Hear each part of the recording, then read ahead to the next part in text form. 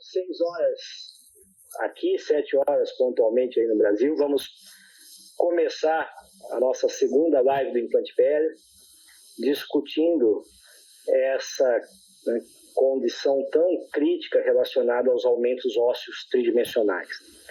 E ninguém melhor para explorar esse tema do que o nosso querido Robert, diante da sua expertise. Ele sempre se apresenta nas aulas como um especialista em problemas. Eu acho isso uma baita sacada em termos da sinceridade relacionada à discussão de um tema que realmente é árido, árduo, que causa, num primeiro momento, frustrações, mas diante da necessidade de entendermos essa bendita curva de aprendizagem. Então, Robert, eu já passo a uma primeira pergunta relacionada ao entendimento dos fatores anatômicos.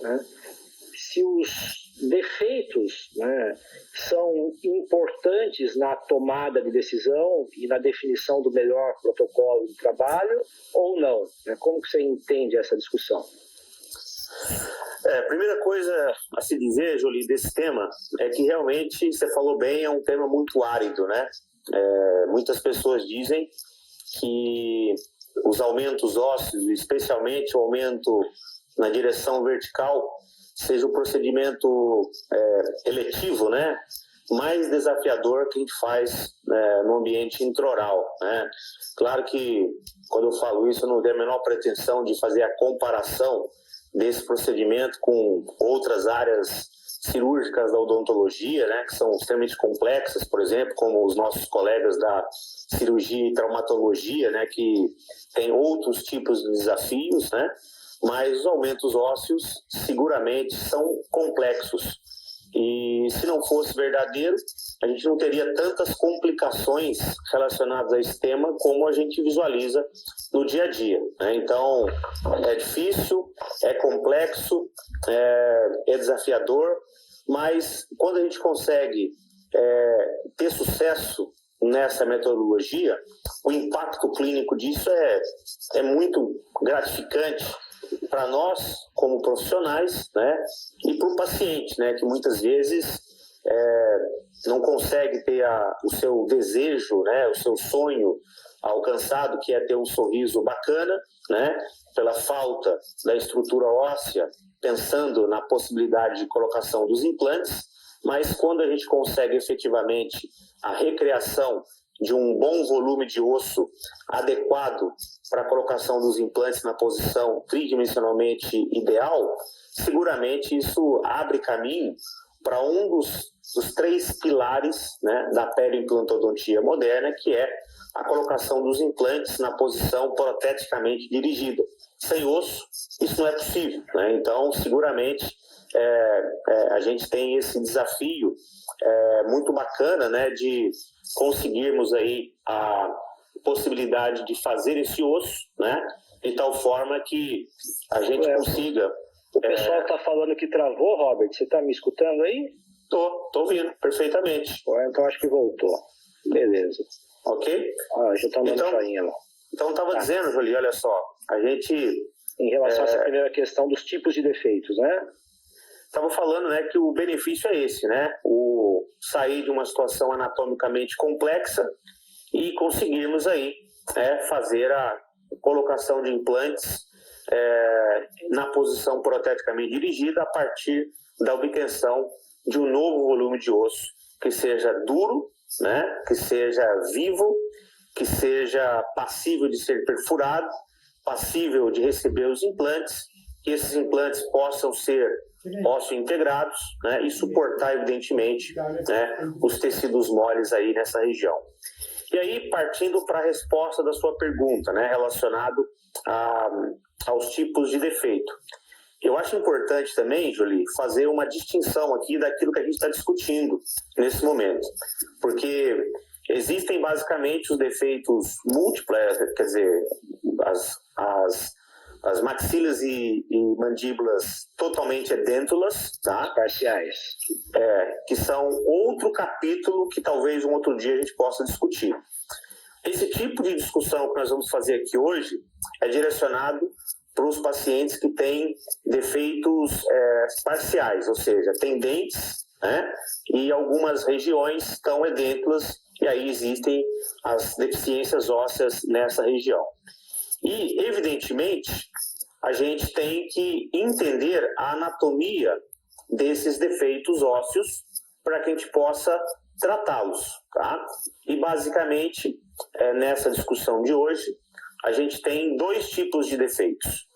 Os defeitos chamados horizontais, né, que são aqueles em que as cristas ósseas interproximais estão na mesma altura da faixa de perda óssea que está sendo tratada, ou seja, existe evidentemente uma deficiência apenas em espessura.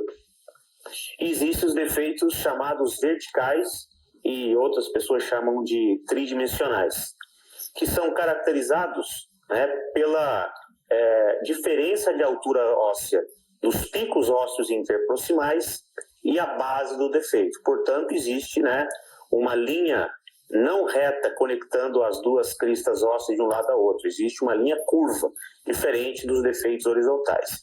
Isso é muito importante porque são 2 cenários completamente distintos em termos de execução e discussão. Ou seja, os defeitos parciais e os pacientes que têm uma condição totalmente edêntula, ok?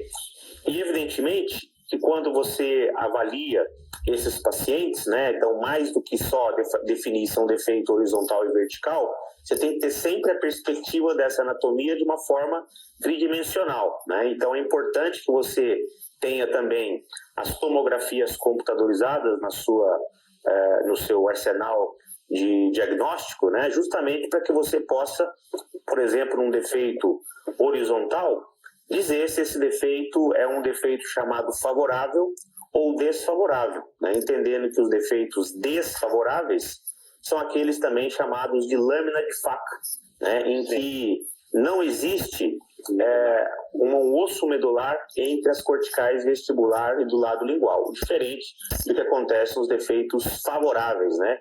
Que claramente existe essa presença de osso medular aí nessa região entre as corticais externa e interna. Perfeito. Então, eu acho que uma questão central aí, né, Robert, está relacionada à discussão de previsibilidade. Então, tem um mosquitinho aqui perturbando. Eu também não tomou banho, não? É pior, cara, tô cheiroso. Né? Mas a previsibilidade relacionada ao tratamento. E essa previsibilidade é bastante dependente dessas referências anatômicas. Né? Exatamente. Como você entende esse cenário aí? É uma discussão muito bacana, né? Porque, por exemplo, quando a gente fala em recobrimento radicular, por exemplo, né?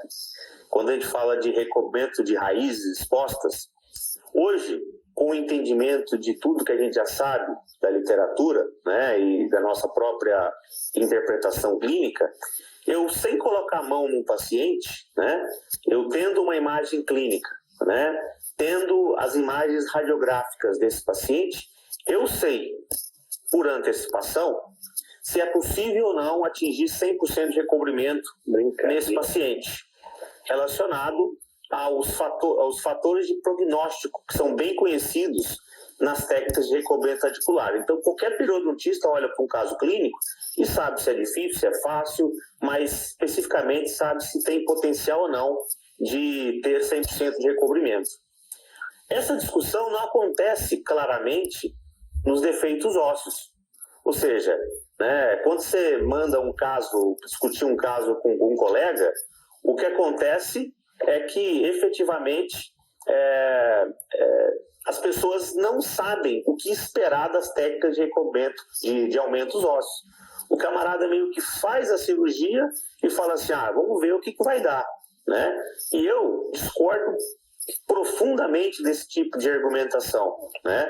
Eu acho que a gente tem que ter claramente o entendimento daquilo que é esperado nas técnicas de aumento ósseo, né? Eu não quero dizer aqui, né, que vai acontecer 100% de formação óssea, porque uma coisa é você querer o osso formado, outra coisa é você conseguir o resultado clínico. Mas, fundamentalmente, você tem que ter o entendimento, né, de que se é possível ou não aumentar o osso até uma determinada magnitude. E essa magnitude de formação óssea, né, responde ou é caracterizada pela observação de pontos anatômicos de referência. São esses aí que vão determinar a quantidade ou a magnitude da formação óssea que vai ser possível nessas circunstâncias. Do ponto de vista vertical, o que é importante observar na radiografia, nem na tomografia, na periapical? A melhor imagem é a periapical.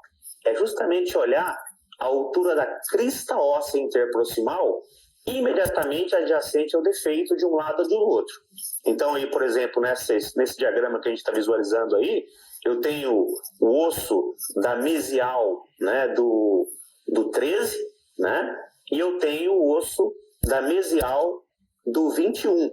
Esses dois picos ósseos, né, quando conectados aí por uma linha imaginária, saindo de um lugar para outro, determina a previsibilidade máxima de aumento ósseo do ponto de vista vertical, né? Eventualmente eu posso até conseguir um pouquinho a mais do que isso, mas não é previsível, né? O que é previsível do ponto de vista vertical é o entendimento da altura das cristas ósseas interproximais. Isso é muito fácil de entender, Júlio. Eu gosto de sempre usar esse exemplo. Se eu pegar esse copo de água aqui, ó, esse copo, e colocar água, foi enchendo de água, até onde que eu vou encher esse copo? Né? Até as bordas do copo, claro. Até o limite da borda, exatamente. Então, como que a gente pode esperar que tenha formação óssea além dessas bordas do defeito? Né? Então, isso é muito importante ser entendido. E do ponto de vista horizontal, né, basta você olhar a projeção vestibular e lingual dos dentes adjacentes. Imagina assim, se essa região não tivesse sido acometida pela perda óssea, quanto de osso que estaria presente naquela região? A gente teria exatamente a mesma quantidade de osso que existem nos dentes adjacentes. Né? Então, isso representa, né, a previsibilidade máxima da quantidade de formação óssea nessa região. Né? Legal, isso é muito importante, né? Porque isso enterra aquela teoria, os aumentos ósseos verticais são imprevisíveis. Não, eles são previsíveis desde que respeitemos os limites anatômicos, né? Por isso que esse entendimento anatômico é fundamental antes de discussão de qualquer técnica terapêutica. Exatamente, né? E assim, é previsível, mas é muito difícil. Né? Então, uma coisa não devemos confundir previsibilidade com facilidade. Né? Mas existe... É muito difícil, mas é previsível se a gente seguir as regras do jogo. Né? Então, se você seguir as regras... Plausível biologicamente. Né? Plausível biologicamente. Mas é importante também, Julie, discutir uma coisa aqui em cima dessa imagem do aumento vertical aqui, dessa imagem do ponto de vista vertical de ganho, né? Superior aí. Igual você falou, né? Eu sou especialista em complicação, né? Porque, de certa forma, ao longo do tempo aí eu me tornei meio que um para-raio, né? Muita gente me manda pacientes depois de complicações e falhas porque tentou fazer o procedimento ou recebeu um paciente complicado e tal. E eu sempre recebo esses pacientes com muito carinho, evidentemente. Mas, normalmente, eu tenho conversas muito duras com esses pacientes, porque eles já chegam primeiro com uma pedra na mão, né? Porque já tiveram falhas, complicações e querem uma solução mágica de atendimento, né? De resolução. Mas quando eu examino os pacientes, né? E aí eu vejo, por exemplo, a questão dos picos ósseos interproximais. Imagina só, o cara já fez 2, 3 cirurgias com complicação, né? Perdeu o enxerto, perdeu às vezes um dente.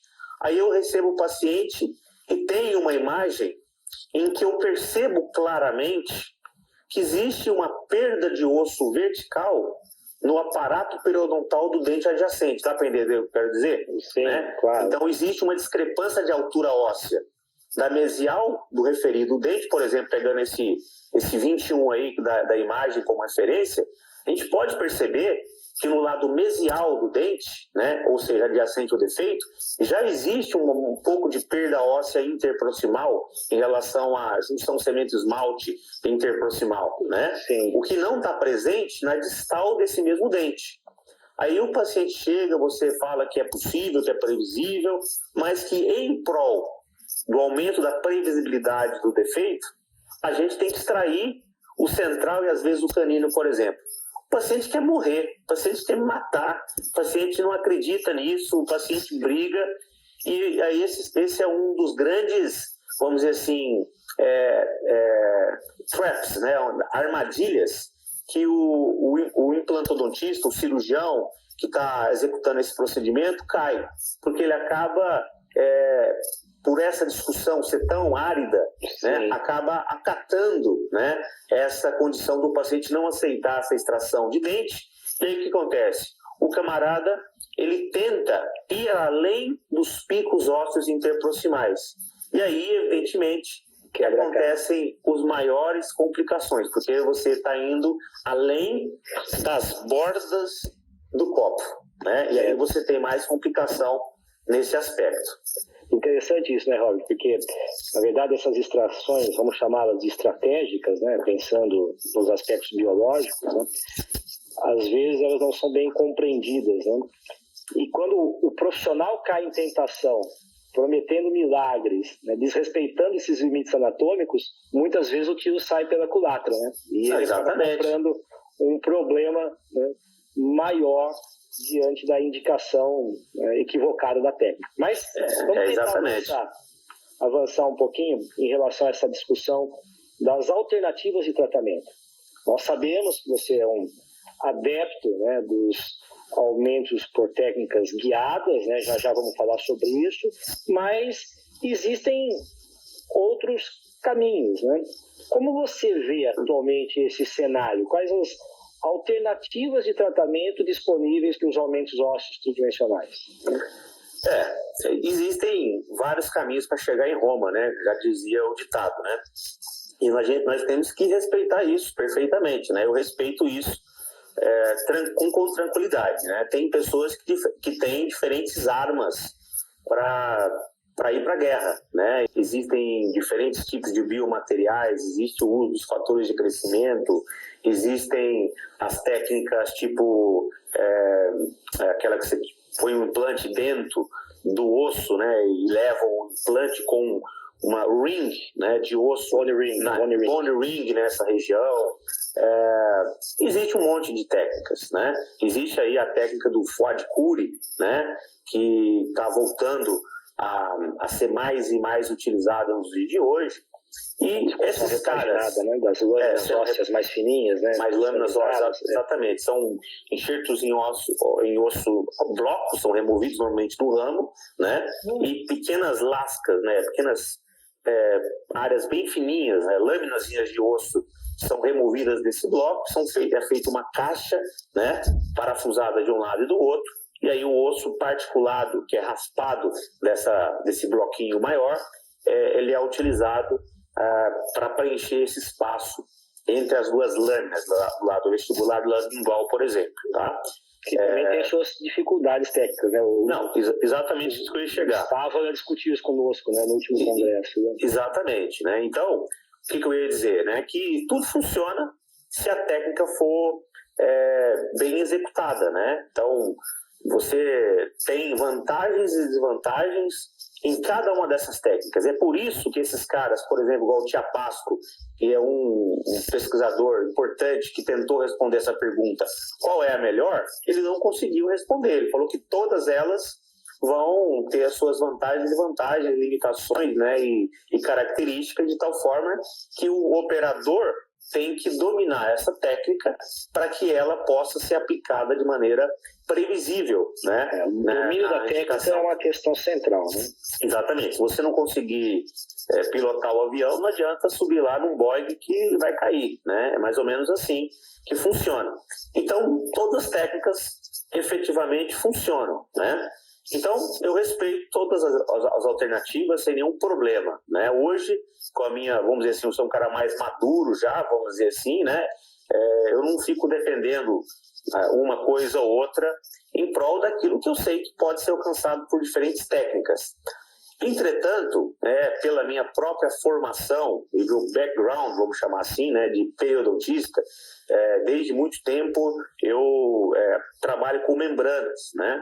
E eu, de certa forma, fui catequizado, portanto, nas técnicas guiadas, em que utilizamos membranas, né, para tratamento dos defeitos ósseos. Então, basicamente, né, eu utilizo as técnicas da regeneração óssea guiada, que nada mais é do que uma das várias metodologias de tratamento em que nós vamos recobrir as bordas do defeito com uma membrana, né, criando um espaço abaixo dessa membrana que vai ser ocupado por um biomaterial, por um enxerto ósseo particulado, né, e esse conjunto tem que ser estabilizado por diferentes metodologias de fixação de caixinhas, de microparafusos, para dar essa imobilidade para o sistema. E o sistema é caracterizado pela membrana, pelo biomaterial, né, estando ali envelopado, né, por essa membrana, e isso tudo muito bem estabilizado na região. De tal forma que as células, né, do tecido epitelial e conjuntivo não consigam invadir o espaço deixado pela membrana, favorecendo, né, aquela ocupação seletiva pelas células do endósteo e, eventualmente, do ligamento periodontal dos dentes adjacentes, que vão produzir o efeito, né, de serem diferenciadas ali pela maturação tecidual e ter a formação óssea concluída por baixo dessa membrana. Legal. Então, já começaram a surgir algumas perguntas nesse sentido. Aliás, estão chegando quase 500, né, participantes, né, muitos amigos, né, centenas de alunos, muito legal. Mas vamos focar essa questão central relacionada à membrana, já que o conceito de o ponto G dessa história é justamente, né, a membrana. Então, quais os critérios de eleição de membranas, quais os tipos de membranas para cada situação? Como que você poderia sintetizar essa discussão? Para mim, né, se tornou uma resposta muito fácil também. Então, a determinação do tipo de membrana que eu vou utilizar depende da característica do defeito. Então, os defeitos verticais, tá, devem ser tratados de maneira protocolar, né, pelas membranas não reabsorvíveis com reforço de titânio, né? Por que essa membrana? Porque essa membrana ela é estável dimensionalmente, e esse é o segredo, né, dessa condição, que você tem que fazer uma caixinha, né, em cima do defeito ósseo tridimensional, defeito vertical, e esse teto, né, essa caixa, essa tampa da caixa, vamos dizer assim, tem que ficar imóvel, né?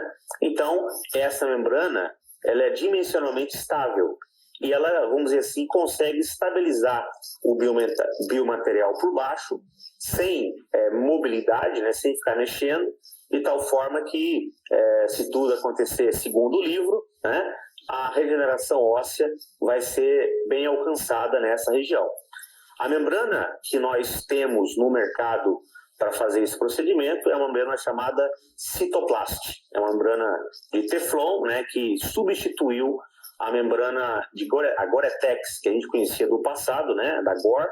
Então, essa membrana é diferente da membrana da Gore, porque essa membrana ela não foi submetida a uma expansão. Então, essa não é a famosa PTFE, né? Esse PTFE, que não é expandida. Essa é PTFE HD, ou seja, High Density, que não foi submetida a essa expansão. Então, essa membrana ela é mais dura do que a Gore-Tex que a gente aprendeu a trabalhar, né? O que é uma certa desvantagem, na minha opinião, porque eu aprendi a trabalhar com a Gore-Tex, então é muito mais gostosa, vamos dizer assim, de mexer. Só que ela tem uma vantagem importante em cima da Gore-Tex, que é o fato dela justamente não ter sido expandida, a porosidade dessa membrana é muito menor. Então, se eventualmente essa membrana ficar exposta, né, dependendo da posição dessa exposição, você pode conseguir manter essa membrana exposta durante algum tempo, porque ela não vai permitir a passagem de bactéria de um lado para outro, tá? Então, uma certa vantagem. Controlar a infecção. De certa forma, a gente consegue controlar, ou pelo menos ter a chance de controlar essa infecção. Então, defeitos verticais, eu trabalho com membranas não reabsorvíveis com reforço de titânio, no caso, a Cytoplast. Por outro lado, eu não vejo o menor sentido trabalhar com as membranas não reabsorvíveis nos defeitos horizontais, porque a única coisa que eu ganho, né, trabalhando com as membranas não reabsorvíveis nos defeitos horizontais é um risco iminente de complicação, né, porque se expor, a gente sabe a dificuldade que é para controlar isso, né? Então, os defeitos horizontais, que são menos complexos do que os verticais, seguramente podem ser tratados tranquilamente com as membranas, né, de colágeno nativo, especificamente, né? No Brasil, a membrana padrão para isso é a membrana chamada BioGuide, né? A membrana de colágeno nativo, que evidentemente tem um monte de literatura aí nesse sentido. Essas membranas BioGuide não conseguem tratar os defeitos verticais de maneira consistente. Eu sei que em algum caso ou outro a gente consegue algum resultado, mas em função do tempo de reabsorção dessa membrana, a BioGuide, ela acaba não conseguindo, né, estabilizar o osso pelo tempo suficiente nessa região. Então a gente tem que separar aí, né, os dois capítulos nessa história. E agora, nesse sentido, né, Robert, eu vejo que as metidas flexíveis de titânio cumprem esse papel de arcabouço, né? Mas existem outros recursos de arcabouço, né? Como você vê a utilização de novas membranas de reabsorvíveis, né, de colágeno com elastina ou de PDO, associados a algum tipo de arcabouço para eventuais defeitos verticais menores, como uma boa alternativa? Então, já que você me fez esse questionamento, abre lugar para duas situações aqui. A primeira delas é que existe sim uma alternativa para o arcabouço mais rígido, né? Que no caso são as malhas de titânio, tá legal? Então muitas pessoas gostam e trabalham com as malhas de titânio. O que eu acho disso? Eu acho ótimo, tá? O grande problema da malha de titânio é que elas são muito, vamos dizer assim, mais propensas a terem complicações em termos de perfuração se você não fizer uma boa recorte das bordas dessa malha, que pode acabar furando, né, o tecido mole, né, o retalho. Então é muito importante, se você usar uma malha, você faça um ótimo recorte dessa malha e faça um brunimento nessa malha muito bem nas bordas do defeito. Número 1. Número 2 é que a malha não pode ser chamada de regeneração óssea guiada, porque ela é perfurada, ela não cumpre a premissa de ser uma membrana, porque passa célula de um lado para o outro. Então, se você usar malha e quiser usar o termo regeneração óssea guiada, você deveria, então, evidentemente, colocar uma membrana de colágeno por cima, por um tempo suficiente, em torno de 6, 8 semanas, né, para que, aí sim, já exista uma formação de matriz mineral internamente a essa malha, aí você pode chamar de regeneração óssea guiada. Mas o grande problema da malha para mim, Jolie, especialmente para mim, não é na colocação, tá? É na remoção. Então, é muito fácil para o titânio e é muito difícil tirar uma malha de titânio, especialmente de onde o tecido é fino, uma mandíbula, por exemplo. Entra tecido mole pelas bordas, né? Realmente é muito complicado. Então eu, há muito tempo, deixei de usar as malhas de titânio, mas elas são excelentes alternativas aí para serem utilizadas. O outro problema dos dispositivos rígidos, tanto a membrana com reforço de titânio ou a malha de titânio, como eu falei, é o índice de complicação relacionada à exposição. Então, o meu sonho é conseguir ter um biomaterial, uma membrana ou um dispositivo que tenha a rigidez, né, mínima para conseguir estabilizar o enxerto ósseo por baixo dessa membrana, especialmente um defeito complexo como o defeito vertical, né, porém que fosse reabsorvível.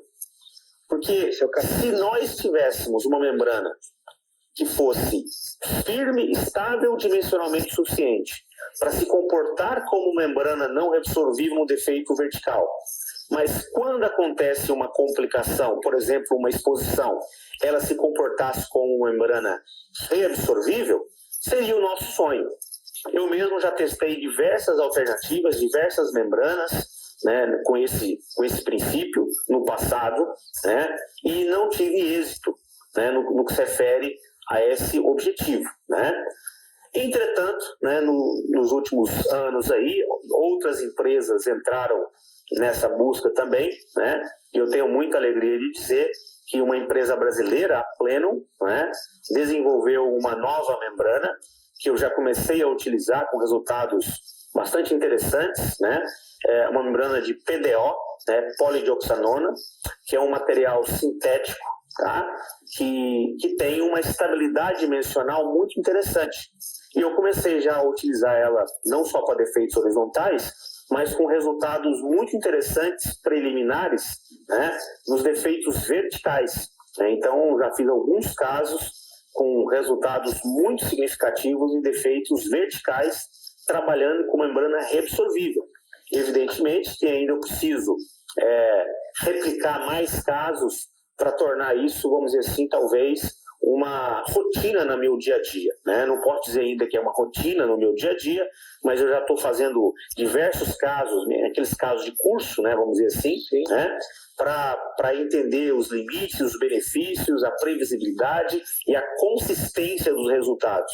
Mas, num primeiro momento, né, isso está me chamando muita atenção de forma positiva, né? Os resultados estão sendo interessantes. E aí, considerando o uso da PDO, ou mesmo a Creos, né, que é uma com elastina, que a gente não tem, infelizmente, no Brasil, mas aí você acha que faz necessário a associação de um recurso de manutenção de espaço com um parafuso tenda, né? Então, eu hoje uso os parafusos tipo tenda nos defeitos verticais, tá? Eu deixei de utilizar os parafusos tipo tenda nos defeitos horizontais, porque eu entendi, né, que a estabilidade do sistema, né, caracterizado pela fixação das taxinhas, dos microparafusos nessa membrana, vão suportar o enxerto ósseo por baixo ali, sem grandes problemas, né, e a gente vai ter um resultado muito bacana. Mas há as pessoas que gostam de trabalhar também nos defeitos horizontais com os parafusos tipo tenda, eu acho bacana, né, eu acho bom, porque o parafuso tipo tenda, de certa forma, vai bloquear, né, a pressão exercida sobre o enxerto ósseo que vai ser colocado por baixo dessa membrana. Seja a membrana com reforço titânio, seja a membrana reabsorvível, né? É importante que não tenha mobilidade do enxerto ósseo por baixo dessa membrana. E, evidentemente, o parafuso tipo tenda ajuda muito nesse sentido. Legal. Tem aparecido uma pergunta aqui com uma certa frequência, eu já vou respondê-la, em relação à experiência sua, do nosso grupo com a Jason, né? Que é a membrana da Straumann, né? Na verdade, você não tem indicado ela para aumentos verticais, acho que a gente não tem experiência para isso, mas talvez ela tenha um comportamento mais próximo da BioGuide, né, Robert, para defeitos horizontais, mas não temos essa experiência clínica, né? Eu não tenho nenhuma experiência com essa membrana, né? Tenho alguns amigos, né, que utilizaram, né, e me disseram resultados favoráveis, então eu não vejo nenhum problema da utilização dessa membrana, né? Não existe nenhum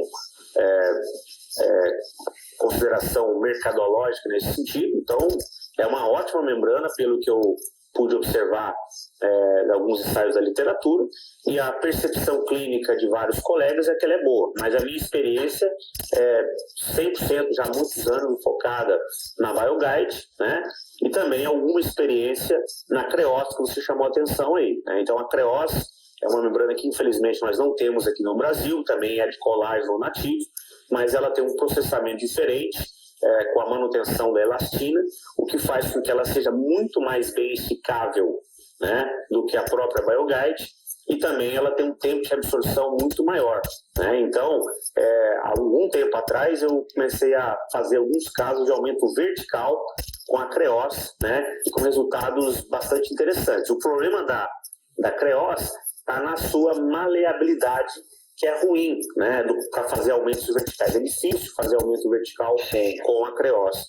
Aí chegou a Plenum Guide, né, que realmente supriu, pelo menos no primeiro momento, essa condição, né? Então, realmente, os resultados, até se houver tempo aqui, eu vou mostrar um resultado clínico com essa membrana, né, para a gente poder visualizar também.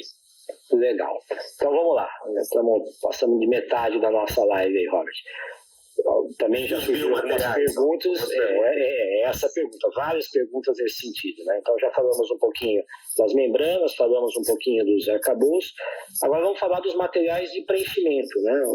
O que você tem usado, quais as recomendações, quais as alternativas disponíveis, pensando em todos os aspectos, né, de manutenção de espaço, osteocondução e talvez alguma coisa no sentido de uma possível indução, osteogênese, quais são as alternativas e qual o cenário atual? Bom, então eu acho que já ficou claro o benefício da regeneração óssea guiada, já ficou claro quais são os defeitos que podem ser tratados, já ficou claro que a membrana é direcionada pela característica do defeito, mas o que não muda para mim, né, independente do tipo de defeito, é o tipo de enxerto ósseo que eu vou estar utilizando.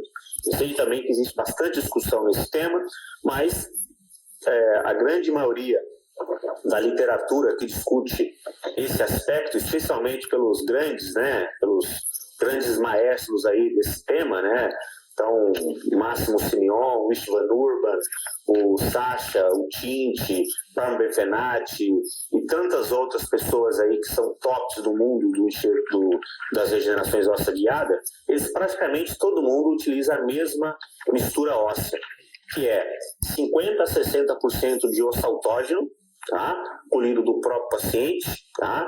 Associado a um substituto ósseo. Nesse caso aí, a grande maioria da literatura também relacionado com a matriz mineral bovina, né, o BIOS, grânulos pequenos. Então, essa é a mistura que a gente utiliza de forma rotineira. Só pergunta, mas por que você precisa do osso autógeno? O osso autógeno é fundamental, especialmente com os defeitos verticais, né?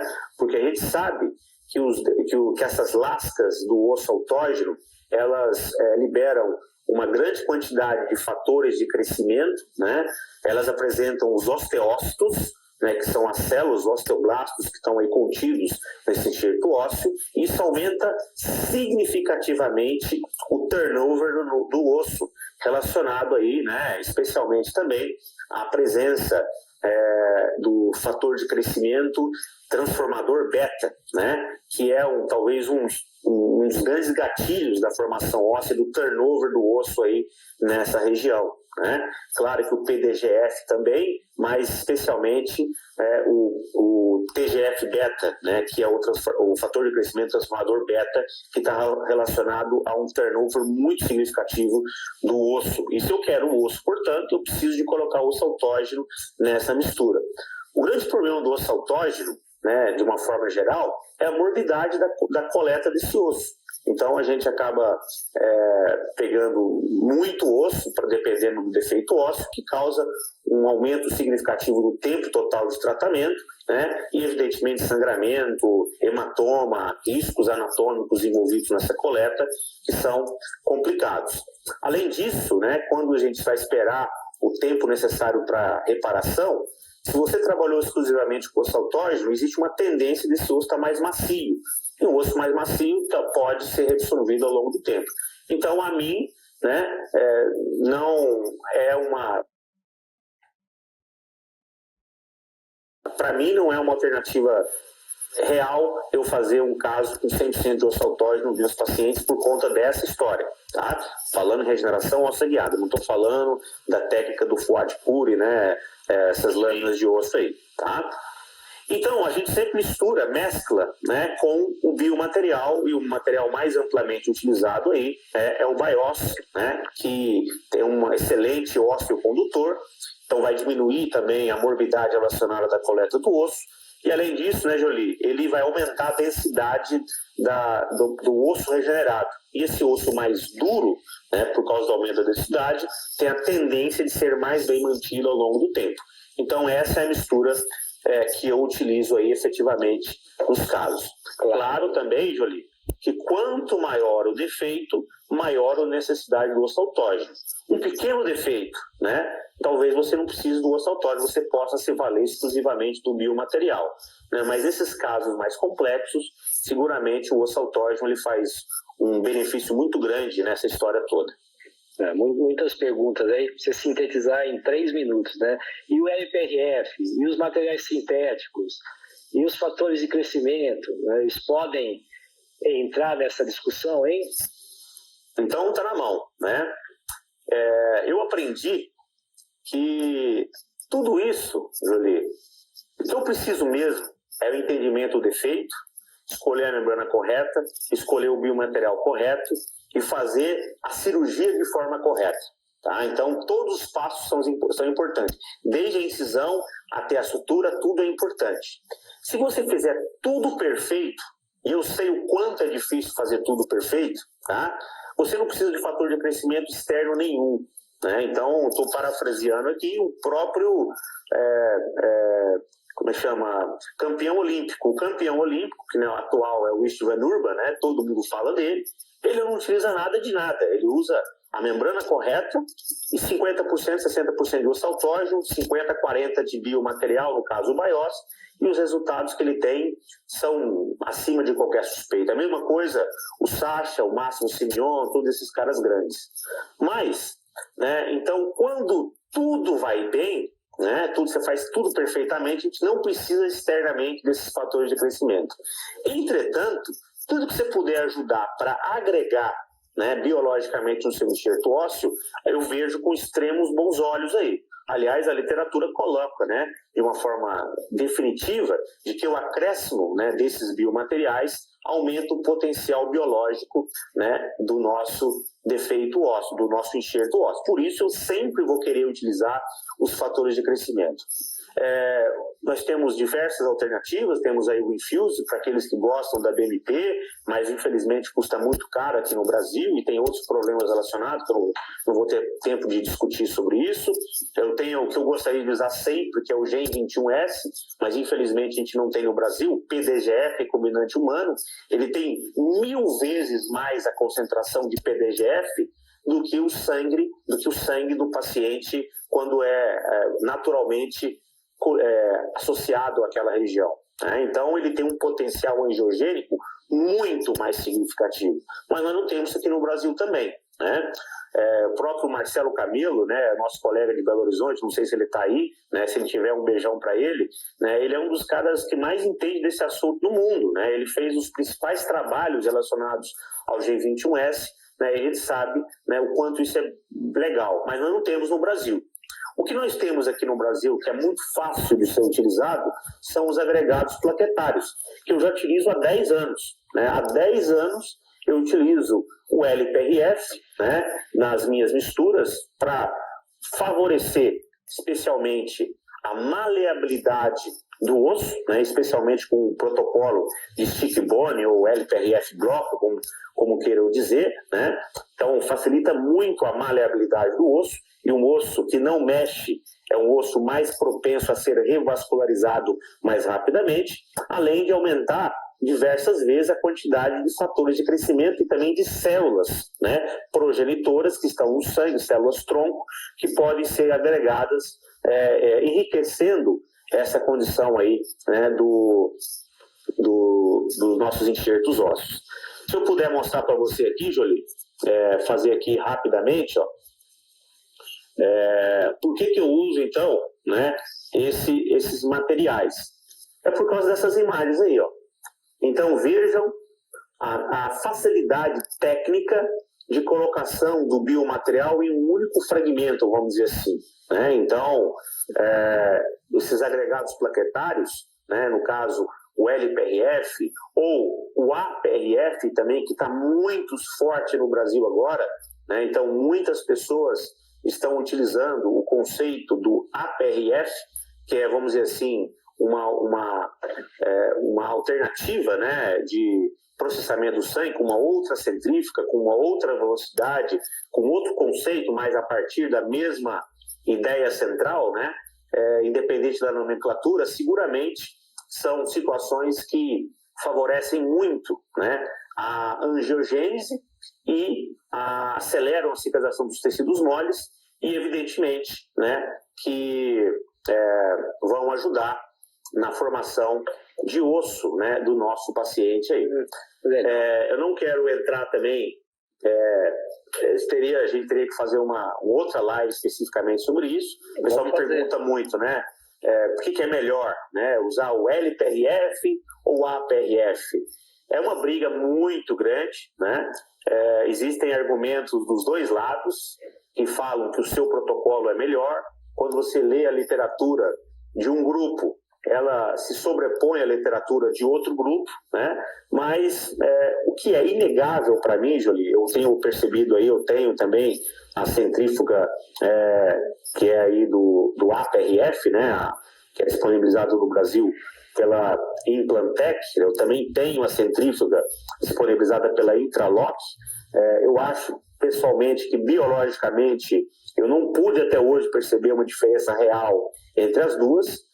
O stick bone que eu consigo fazer com o LPRF é o que vocês acabaram de visualizar ali, né?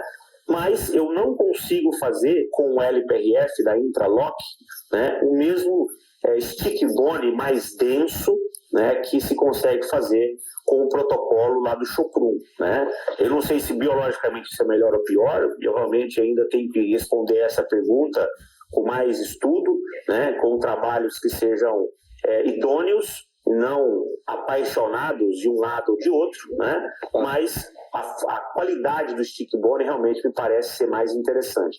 É claro, tem a questão do custo, tem a questão do valor agregado dos tubos, tem a discussão da presença ou não de sílica dentro dos tubos. A discussão é longa, né? Então, seguramente a gente pode falar sobre isso especificamente um outro dia. Já fica combinado o tema da nossa próxima live. Vamos falar um pouco de LPRF aí. A gente pode fazer isso. Nós temos aí mais 5 minutos para nós terminarmos, né? Porque em 1 hora a nossa live cai, né? Então a gente não quer que isso aconteça, né? Então em 5 minutos eu queria que você sintetizasse aí para a gente, diante também de algumas perguntas das minhas próprias questões aqui, como você vê o futuro dos aumentos ósseos, né, as perspectivas, né, em relação às novas tendências e em relação ao manejo de possíveis complicações, né? Como que você lida com isso? Né? 5 minutos, hein? Nossa. Então, Jolie, o grande problema dessas técnicas seguramente é a quantidade de complicação que é alta. Não dá para falar que é baixa, é alta, né? Aí pergunta, quanto você tem de complicação? Eu tenho uma quantidade de complicação acima daquela que eu gostaria, né? Posso dizer em torno de 15%.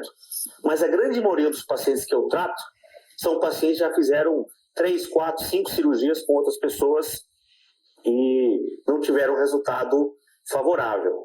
Então, para você diminuir essas complicações, você tem que ter uma técnica cirúrgica muito precisa, né? E entender o seu limite, né? Para que você não aumente as complicações desse paciente. Então, a minha sugestão para os colegas que estão começando é sempre começarem com casos menos agressivos, né? E respeitando uma curva de aprendizado, porque quando você faz dessa forma, o seu nível de complicação diminui, né? Eu sou, vamos dizer assim, de certa forma, eu estou lá na ponta final, né? Eu recebo muitos pacientes já com muita sequela. Então, naturalmente, esses pacientes são mais complexos de serem atendidos. Mas quando eu trato pacientes que não foram ainda tratados por outras pessoas, o meu índice de sucesso é muito alto desses procedimentos, né? Então, realmente, o entendimento cirúrgico é muito bacana. Mas as complicações existem. E o manejo dessas complicações depende, basicamente, do tempo que aconteceu essa exposição, né, de membrana. Então, 2 tipos de complicação, exposição e infecção. A exposição está relacionada normalmente com um erro técnico relacionado à liberação do retalho e à técnica de sutura, quase sempre. Ou se o paciente não teve um comportamento adequado e acabou batendo alguma coisa, comendo alguma coisa dura em cima daquela região. Representa aí a complicação relacionada a essa exposição, né? Como tratar a exposição? Depende do tempo que aconteceu essa exposição, do tamanho dessa exposição e da localização dessa exposição, tá? Então, resumidamente, quanto mais cedo acontece a exposição, pior, tá? Quanto, evidentemente, mais tardia acontecer essa exposição, menos pior. Quanto menor a exposição, melhor, né? Quanto maior a exposição, pior. E a localização dessa exposição, dessa membrana, né? Ou se está pegando as bordas dessa membrana. Então, se a gente conseguir, né, evidentemente, não ter essa exposição nas bordas, o índice de sucesso vai ser, evidentemente, maior. Tá? O Jolie saiu aqui, eu vou tentar localizá-lo, mas enquanto isso, a gente vai falando aqui com vocês, evidentemente. Aqui, já está aqui, estou vendo ele, já chamei ele novamente aqui. Então, Jolie, é isso, tá? A gente tem que pensar nisso.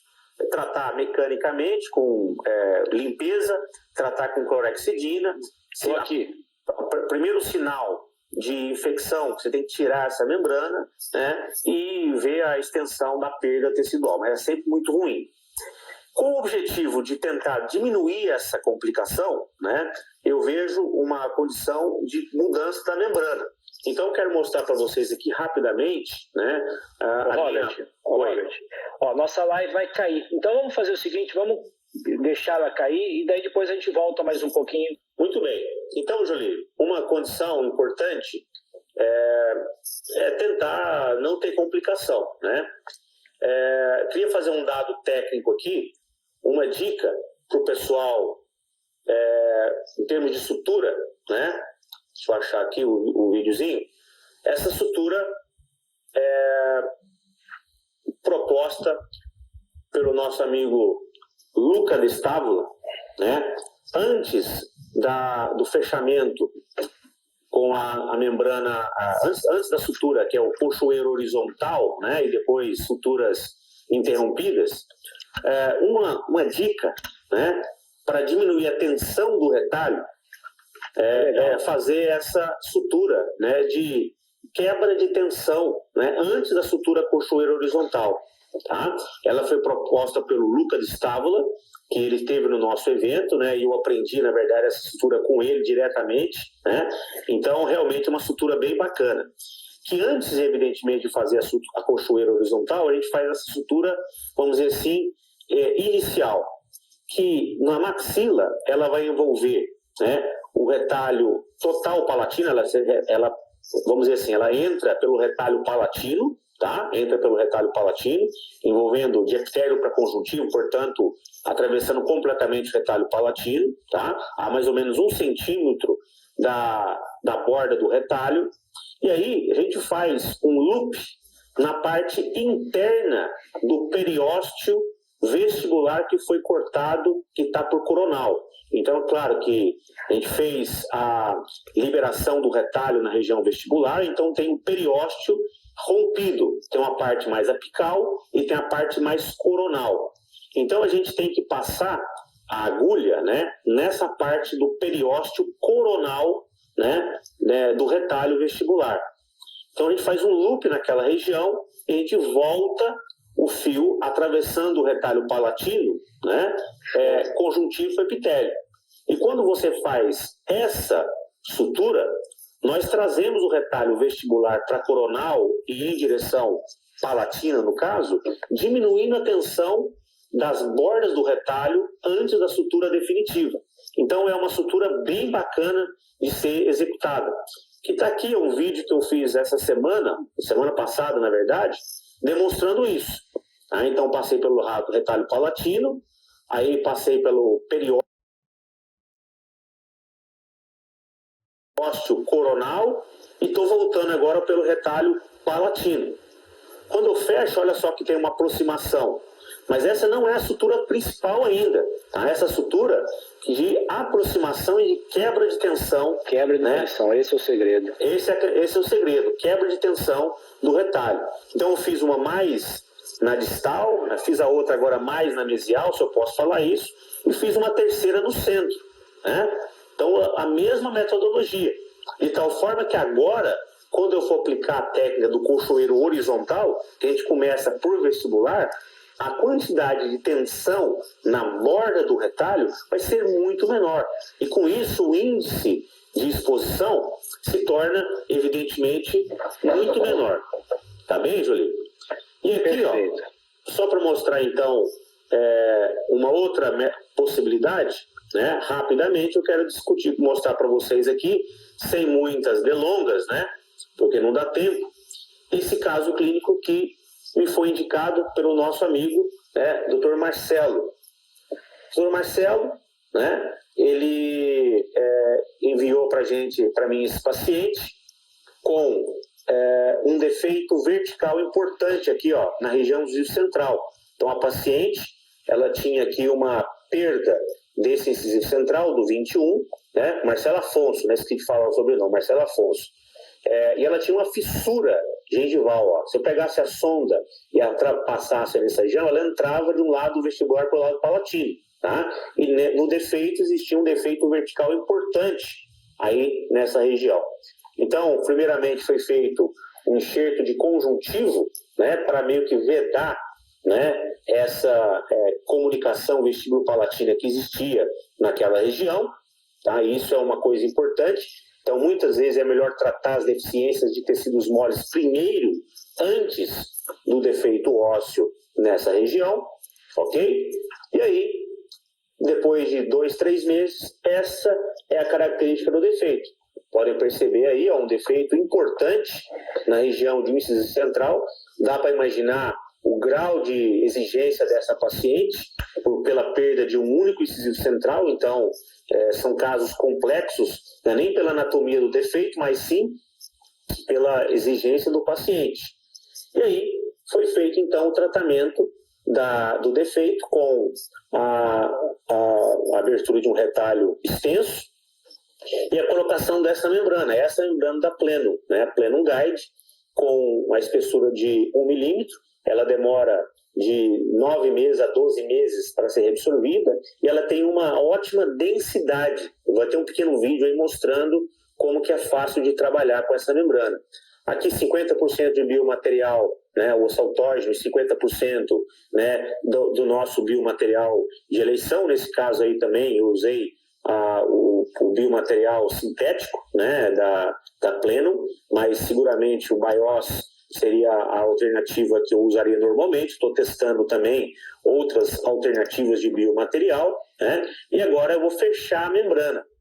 Aqui, ó, um pequeno vídeo de um outro caso que dá para perceber a maleabilidade dessa membrana. Então, vejam que a membrana é facilmente colocada. Aqui eu estou trabalhando com taxinhas para fixação pelo lado palatino. E o biomaterial vai ser colocado, então, do lado palatino, né, nesse defeito aí, um caso que foi me encaminhado também pelo nosso amigo Fleury, que deve estar aí vendo a live também, né, fazendo esse aumento do lado palatino, do lado vestibular. E quando a gente faz o fechamento dessa membrana, vocês conseguem perceber claramente que ela é fácil de ser domada, né? Diferente das membranas reabsorvíveis convencionais. Mas ainda assim ela tem uma densidade e uma dureza superficial bacana que me favorece, né, estabilizá-la com muito pouco esforço, né? E a natureza mais densa e dura dessa membrana faz com que a gente consiga estabilizá-la de forma muito mais interessante. Tá? Então essa é a característica dessa membrana. Aqui voltando para o defeito, né? Então aqui a membrana já fixada pelo lado vestibular, diferente das membranas não reabsorvíveis, essa é uma membrana reabsorvível. Então vejam que pode encostar no dente, né? Sem sobreposições, mas eu não tenho que ter aquele cuidado de não tocar nos dentes como as membranas do tipo não reabsorvível. Então, do ponto de vista de segurança, é muito melhor, né? É muito mais fácil de tratar. O retalho, evidentemente, é fechado sem tensão, mas o mais bacana é ver isso aqui, ó. Depois de 9 meses, nesse caso foram 7 meses, olha só a qualidade do osso que se formou naquela região. Então dá para perceber, ó, um osso extremamente interessante que, nesse momento, vai ser avaliado e testado clinicamente. Então foi feito aí um planejamento virtual, né, para a colocação de um implante nessa região, e olha só a minha surpresa positiva quando a gente abriu, né, o retalho. Vejam a característica, né, desse osso em relação à condição inicial. Então, aqui, ó, tentando enquadrar no mesmo take, né, a condição prévia e a condição pós-implantação, né? Evidentemente, com o guia cirúrgico, eu faço a instalação do implante, né? Eu pude perceber uma densidade óssea extremamente favorável. Com 7 meses, eu teria esperado 9 meses, eu não esperei 9 meses, porque eu estava para ir para um congresso nos Estados Unidos, eu queria mostrar esse caso como uma novidade, também relacionada à prevenção de complicações, né? Aqui o implante da Pleno, também que foi utilizado para fazer um caso com a linha completa dessa empresa, né? Esse implante aí que é um implante impresso, né? Não é um implante com a manufatura que nós conhecemos regularmente, então um implante impresso, aditiva, né? Manufatura aditiva, né? E aqui a colocação do implante na sua posição tridimensional dirigida, né? A gente consegue perceber um ótimo posicionamento desse implante e, evidentemente, fazendo aí um aumento localizado para aumentar ainda mais, né, a condição do osso dessa região. Então, a membrana Pleno, né, mais fina agora, de 0,25 milímetros de espessura, o biomaterial, o Pleno, e aqui, né, um substituto de colágeno também para aumentar. E aqui a gente pode perceber a reconstrução final, né, ou simultânea, para aumentar um pouquinho o volume. Então, a membrana posicionada, o biomaterial posicionado, a membrana fechada por oclusal e a matriz de colágeno, evidentemente, né, colocada aí para aumentar os tecidos moles aqui na região. E aqui a gente pode perceber o implante na sua posição, né, saindo ali na emergência da prótese, seguramente uma condição bastante interessante, né? Então, só para mostrar aí um pouquinho do futuro também. Nesse contexto, Jolie, para a gente finalizar, né, o que eu penso, né, você me perguntou isso também, da relação do futuro, né? O futuro, eu penso nisso, né, de ter que as empresas entendam as nossas necessidades e trabalhem para facilitar a nossa vida. Então, uma coisa que eu acho muito difícil fazer nas regenerações de osso guiada, eu acho uma arte, é o recorte da membrana. Então, o meu objetivo, né, seria que as empresas pudessem nos fornecer as membranas já previamente customizadas, né? Então, a forma que eu é a customização. Customização, né? Então, eu já receberia da empresa, por exemplo, essa membrana Pleno, né, a Pleno Guide, eu mandaria para eles, né, um STL, né, o Daicom, da Tomo, um STL também, né, para fazer a avaliação dos tecidos moles. Eles fariam uma customização do enxerto ósseo necessário nessa região. Aliás, tem uma empresa, né, a BDS, só rapidamente mostrar para vocês aqui também um trabalho que eu estou fazendo com eles, para a gente poder finalizar, que é justamente a antecipação do resultado de aumento ósseo. Então vejam, né, que baseado nos pontos anatômicos de referência, sejam os defeitos horizontais, sejam os defeitos verticais, eu já tenho aqui o entendimento de quanto de osso e o formato do osso que eu quero regenerar naquela região, né? Então o pessoal da BDS está me ajudando nesse projeto aí meio que inovador também, né, na descrição, né, dessa condição. E feito isso, né, as empresas entregariam para a gente as membranas já previamente customizadas para que eu chegasse e abrisse o retalho e colocasse na posição. O que o futuro me reserva também, Jolie? A diminuição do uso do osso autógeno. Com a possibilidade e o advento das células tronco e vamos dizer assim, a popularização disso, quando isso conseguir estar efetivamente virando um produto, né? Então, o que a gente faz? O paciente vai no meu consultório, eu faço a biópsia de um fragmento de tecido mole, eu envio para essa companhia, né, para essa determinada companhia que vai fazer para mim a extração das células mesenquimais diferenciadas daquele fragmento de tecido mole, por exemplo, né? Vão extrair essas células, vão crescer essas células, vão multiplicar essas células, vão diferenciar essas células, e aí eu já recebo da companhia o biomaterial infusionado com essas células, de tal forma que não precise utilizar o osso autógeno do meu paciente. Olha só que coisa fantástica. Eu já tenho a membrana customizada e já tenho o biomaterial enriquecido por células do próprio paciente. Aí eu abro o retalho, coloco esse biomaterial, coloco a minha membrana que já está previamente customizada. O que vai acontecer, Jolie? O tempo de cirurgia vai ser muito menor, né? Então, portanto, a morbidade do caso muito menor. Quanto menor o tempo de cirurgia, menor o risco de ter uma infecção por contaminação do dentista, de colocar a mão no lugar e voltar para a cirurgia. A gente sabe que isso acontece, né? Diminuição de edema, portanto, menor exposição, cicatrização mais rápida, efetividade clínica do ponto de vista que tudo vai culminar com essa direção. Então, esse é o meu sonho, né? Então, eu espero trabalhar com essas empresas que acreditem no sonho do clínico, né? Que a gente, além de formador de opinião, a gente é clínico, a gente senta na cadeira e faz, né? E é por isso que a gente sabe as dificuldades técnicas e as empresas têm que entender isso, né? E a partir disso, eles vão criar os mecanismos para facilitar a nossa vida. Esse seria o meu sonho, né? E quem sabe no futuro a gente consiga mostrar esse sonho concretizado aí para o pessoal. Eu diria que o futuro está aí, né? Antecipação de resultados a partir de um planejamento digital, customização de membranas e materiais de preenchimento e o carreamento de células, né? Permitindo uma ósseo-indução real. Esse futuro está aí e certamente estaremos, né, vivos, na vanguarda, fortes, né, para usufruirmos dessas tecnologias. Né?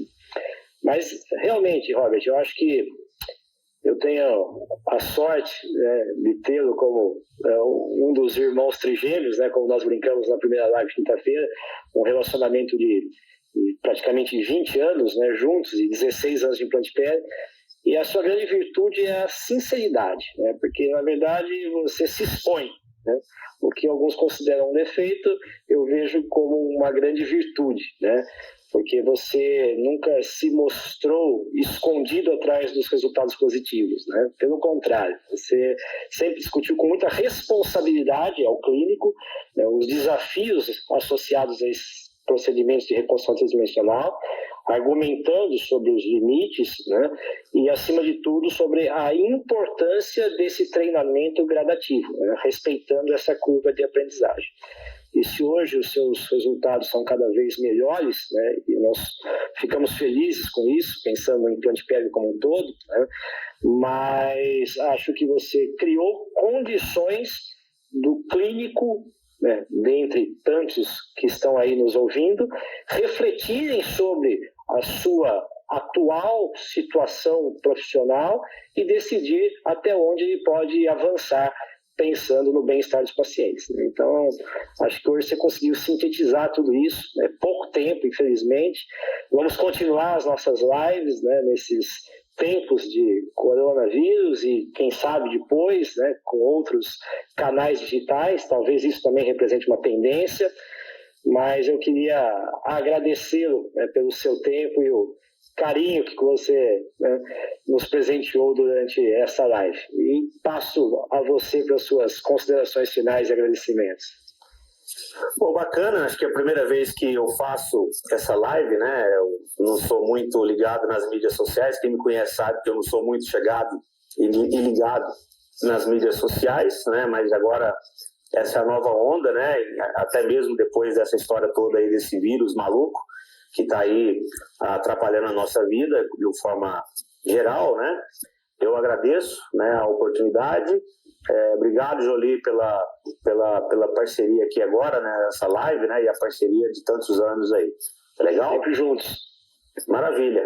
Muito bom, gente. E, encerrando na função de moderador, né, eu tenho revezado as funções, né, de speaker e moderador, né, nessas lives, né, e também é uma experiência nova para mim, para a gente como grupo, mas acho que está funcionando, né? Mantivemos hoje uma média aí de 500 participantes durante todo o tempo, agora que caiu um pouquinho, mas nós vamos em frente, né? Já antecipando o convite para as próximas. Na quinta-feira estaremos com Cássio Hort, né, do grupo Implante Pele, falando sobre osso-densificação, outro assunto muito atual, muito legal. Na próxima terça-feira, Guilherme Carrilho, também do nosso grupo, falando sobre sorriso gengival, né, diante da sua expertise com a inter-relação pele e prótese.